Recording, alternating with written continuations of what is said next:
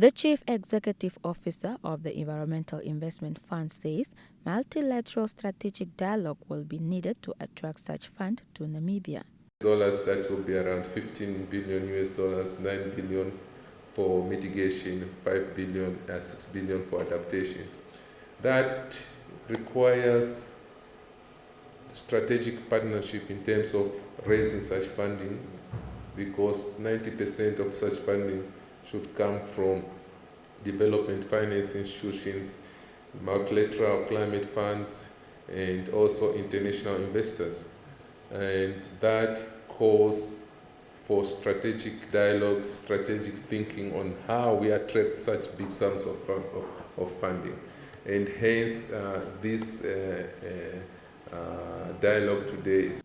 Libanda also revealed that the fund is also working towards upgrading its accreditation category with the Green Climate Fund, so they access funding on a larger scale. We are working on upgrading our accreditation category to the Green Climate Fund, so that we access funding at scale. At the moment, we are only accredited at 10 million US dollars per project, but within the next year we'll be accredited for 50 million US dollars per project. But still with the Green Climate Fund, it's worth noting that we are already developing 2 concept notes. We've developed 2 concept notes. We're developing 2 proposals to the tune of about 400 million Namibian dollars to be submitted to the GCF for funding. That is in the area of marine ecosystem and adaptation, as well as urban sustainable agriculture. EIF's board member Desiree Peters said the fund has made great strides since its inception 6 years ago.